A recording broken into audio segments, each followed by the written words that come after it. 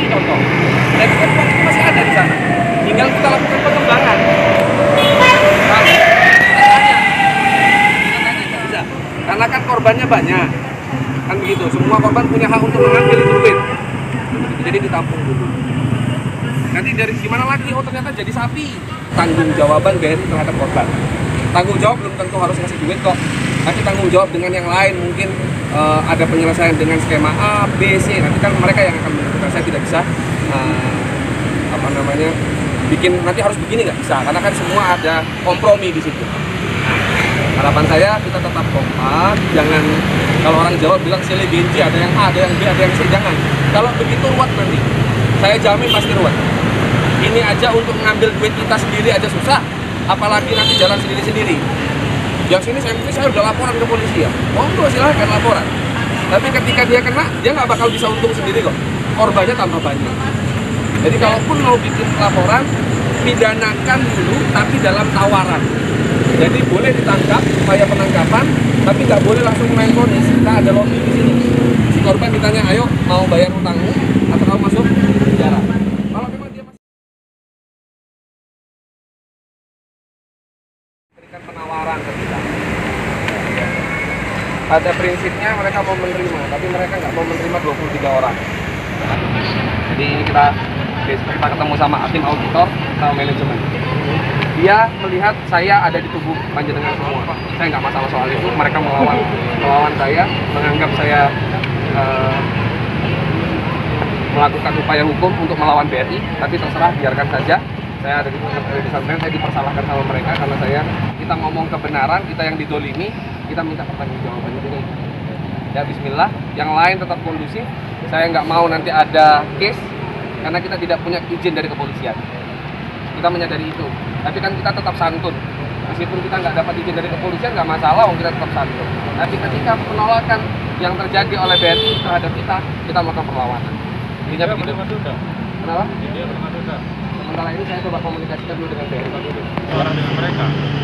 Minimal kan ada video yang jadi sampai bisa tahu di dalam seperti apa. Nanti ada yang teman-teman ada yang full video. Iya kan dia korban juga. Iya. Kita membatasi. Iya, full video. Iya, full video.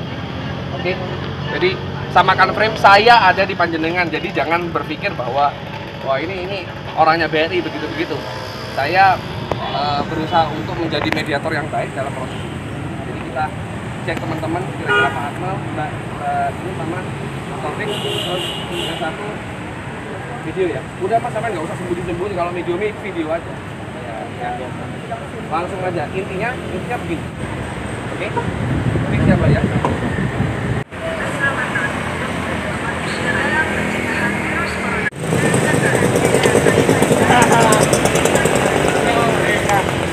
Akreditasi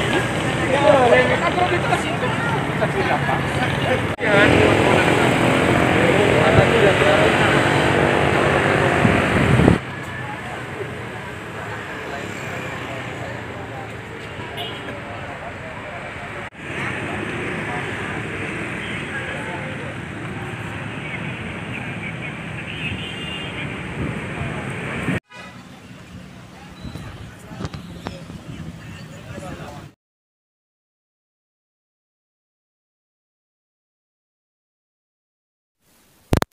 Dengan BRI, entah itu benar atau tidak, dan karena kurang pahamnya korban terhadap produk-produk BRI, dia mengiyakan karena saya pikir ada upaya penipuan di situ.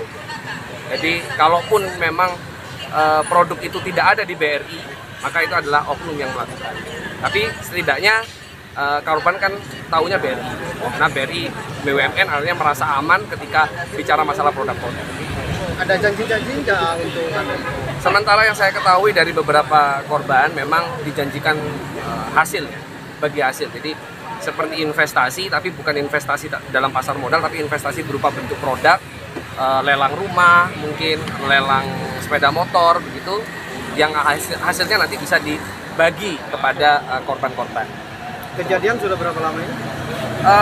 Saya kurang tahu pasti ya, tapi ini sudah berjalan mungkin hampir 1 tahun, dan itu terus bertambah. Jadi upaya yang dilakukan atau modus yang dilakukan oleh pelaku ini menjanjikan hasil, kemudian modal dikembalikan awal 1, 2, 3 kali, menabur kepercayaan kepada korban, kemudian berikutnya ditinggalkan. Korban ini rata-rata orang mana ini? Hampir mayoritas memang dari wilayah utara ya. Pantura ya? Ya, dari arah Pantura. Tapi tidak menutup kemungkinan juga korban-korban yang tidak di bawah aliansi kita juga banyak yang mungkin dari kota atau dari daerah-daerah lain. Mereka terperdaya apa tidak tahuan atau bagaimana? Ya, pengakuan dari korban, mereka hanya mempercayai si oknum karena oknum selalu mengirimkan video pada saat dia ada di kantor, kemudian dia membuat rekapan hasil, mereka menawarkan produk dengan bentuk tabel, artinya membuat korban semakin percaya terhadap produk-produk yang ditawarkan oleh pelaku. Modus baru Ya, ini adalah kalau saya pikir adalah modus baru. Dan saya pikir di situ ada bentuk pressing, jadi dia menentukan waktu. Kalau saya boleh sedikit sangkakan, ini adalah persangka saya, perspektif saya. Dia melakukan penekanan atau penetrasi terhadap korban itu di waktu malam hari, sehingga tidak ada jeda waktu untuk menolak.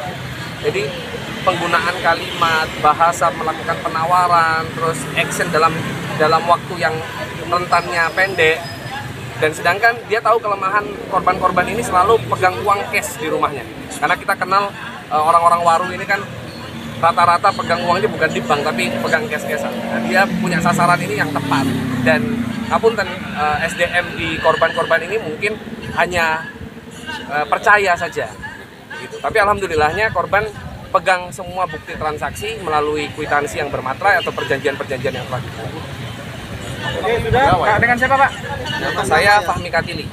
Katili ya? Ya, Fahmi Katili. Kalau korban, tadi apa pertanyaannya, Mas? Korban Ya, kalau sementara ini kita cek dari beberapa informan bahwa memang dia adalah pegawai BRI. Dan memang setelah saya komunikasi dengan auditor ya kemarin, beberapa waktu lalu, si oknum ini pernah melakukan kesalahan, akhirnya dia dapat punishment, dinonjobkan. Yang awalnya memang dia di marketing kalau nggak salah jabatannya, terus habis itu karena dia melakukan kesalahan yang merugikan BRI dan merugikan nasabah, akhirnya dia dinonjobkan. Ini tetap karyawan. Tapi saat ini memang seharusnya, setahu saya memang karyawan dan tercatat setahu saya. Sampai saat ini memang pelaku belum kita ketahui keberadaannya, tapi dari pengembangan kasus yang kita coba analisa, keterlibatan dari beberapa orang dalam proses transaksi dengan para korban, karena kan modusnya ada yang bawa sepeda motor dan segala macam, itu kita masih pantau dan pelaku yang turut terduga atau diduga ikut terlibat itu ada dan masih ada artinya kalaupun kurir dan kurir itu tahu ini adalah bentuk kejahatan ya, saya pikir dia ikut turut terlibat.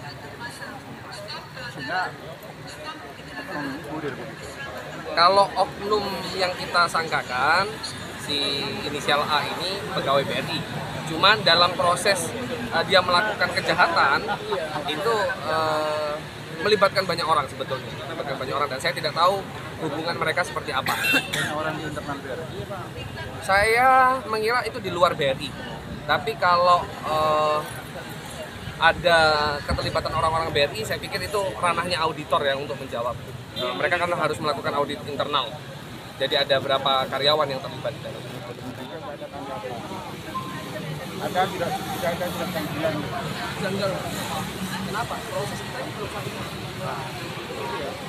Proses kita dan terbongkar di BRI itu kan dari depan saya mobil terus saya menyebut ini jadi buya. Kata Pak. Dan ini uang sambian ini bagaimana uang sambian itu bisa tercapai? Dengan cara apa? Ini tanya lagi dengan cara apa, Pak? Dengan mereka hasil mereka bisa untuk dijual. dengan angkanya sesuai dengan angka. Iya. Ya, saya makanya saya nggak bantah soalnya itu bisa ikut anu kita. Iya. Iya, makanya. Oke, berarti kan yang janggal satu. Ya, cuma itu. Janggal satu. Cuman Kedua, ya. Cuman Pak Kepala ini misalkan yang bilang 1 minggu agak meragukan. Bilangnya nggak yakin gitu kayaknya. Apa 1 minggu apa 10 hari nggak tahu. Gitu. Terus kita juga semenjak kesani tidak ada Habis tidak masuk itu hari Selasa karena Senin masih ketemu.